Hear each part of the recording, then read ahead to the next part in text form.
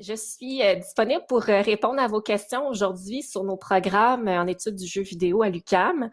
Au risque de perdre quelques-uns d'entre vous, j'aimerais d'emblée dire que ce sont des programmes théoriques. Donc, on fait pas de game design à l'UQAM, on fait pas de conception de jeu, on fait pas de programmation au département de communication à l'École des médias. Par contre, je vous encourage quand même à rester parce que nos programmes sont complémentaires à des programmes plus pratiques, plus techniques. Et puis, si vous aviez en tête de faire des programmes plus pratiques comme du design de jeu, mais ça pourrait peut-être éventuellement vous intéresser de venir faire un programme complémentaire plus théorique de maîtrise en jeu vidéo. Ça fait partie de la maîtrise en communication. Donc, c'est un diplôme en communication à la base qui ouvre vraiment beaucoup de portes. Et c'est une concentration en jeux vidéo et ludification. Donc, reste surtout dans cette maîtrise-là aux phénomènes, aux enjeux sociaux liés aux jeux vidéo, à la manière dont le jeu vidéo affecte nos vies, notre quotidien, à aussi tout le rapport entre les joueurs et le jeu vidéo sur le plan de l'immersion, des émotions, de l'engagement. On s'intéresse au phénomène de la ludification, donc toute l'appropriation des dans le cadre d'activités plus sérieuses, comme par exemple dans les environnements de travail, dans les programmes de fidélisation comme la carte à points de la SAQ, donc ce genre de programme de ludification-là et toutes les implications éthiques que ça comporte.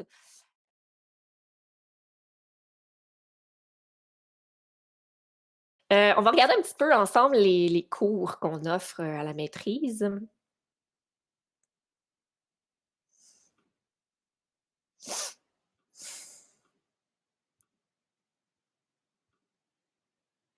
Alors, ça, c'est un petit peu le cheminement type de quelqu'un qui fait une maîtrise en communication, concentration, jeux vidéo. À la première session, il y a des cours de tronc commun qu'on donne, dans le fond, que vous suivez avec d'autres étudiants de la maîtrise qui vont finalement travailler sur toutes sortes d'objets comme le cinéma, la télévision, l'approche communication internationale, etc. Donc, vous suivez un cours qui va vous apprendre les fondements des théories en communication. Ça s'appelle Études en communication. Et vous avez aussi un séminaire de recherche sur les jeux vidéo, donc un séminaire qui vous apprend les grandes approches à partir desquelles le jeu vidéo peut être étudié, psychologie, sociologie, philosophie, éducation, design, sémiotique, et j'en passe, études féministes, etc. Ensuite, vous prenez un cours de concentration. On les donne en alternance. Donc, cette année, par exemple, c'est le cours jeux vidéo et société qui se donne à la session d'automne et qui aborde plutôt les enjeux sociaux liés aux jeux vidéo, addiction, violence, toutes les paniques morales autour du jeu vidéo, la surveillance et les jeux vidéo aussi, donc tout le phénomène d'exploitation des données personnelles des joueurs, par exemple, les aspects aussi féministes liés aux jeux vidéo, donc les imageries sexistes dans les jeux vidéo, par exemple. C'est dans ce cours-là qu'on les aborde. Ensuite, à la session d'hiver, vous prenez un cours d'approche, un cours de méthodologie au choix. Que vous choisissez en fonction de votre projet de recherche parce que c'est une maîtrise avec mémoire. Donc, ça veut dire que vous devez rédiger un document d'une centaine de pages au terme de votre parcours sur le sujet de votre choix. Donc, c'est un mémoire avec... il y a aussi possibilité de faire un mémoire création, je dois dire. Un mémoire, donc, c'est un document d'une trentaine de pages accompagné d'une création et ça peut être un jeu vidéo. On n'a pas nécessairement les ressources professorales pour enseigner le design de jeu, par contre. Donc, si vous décidez de faire ça, vous devez être autonome, à être capable de faire vous-même le jeu. Ensuite, vous avez la deuxième année. Bon, ben la première année, en fait, autour de la session d'été, vous commencez à travailler sur votre projet. Donc, vous choisissez un sujet, vous faites partenariat, disons, avec un directeur, directrice de recherche, donc un professeur qui sera là pour vous accompagner tout au long de la rédaction de votre mémoire.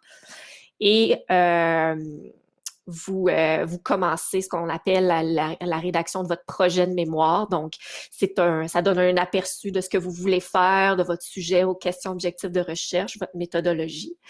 Et vers la fin de l'été, ben, vous déposez ce projet-là et il est évalué par 3 professeurs qui sont les membres de votre jury et qui vont vous donner des recommandations pour la suite des choses. Donc, vous êtes vraiment accompagné tout au long de votre parcours et ça, c'est une particularité de l'UQAM parce que dans les autres universités, on ne fait pas nécessairement ça. À mi-chemin, vous avez cette soutenance avec d'autres professeurs qui vont vous donner des commentaires et puis qui vont vous aider à aller dans la bonne direction. C'est est-ce qu'on accepte à la maîtrise des gens qui n'auraient pas, par exemple, de baccalauréat dans un domaine connexe? Est-ce qu'on peut les accepter sur la base d'une expérience professionnelle? La question, c'est oui. On l'a déjà fait dans le passé.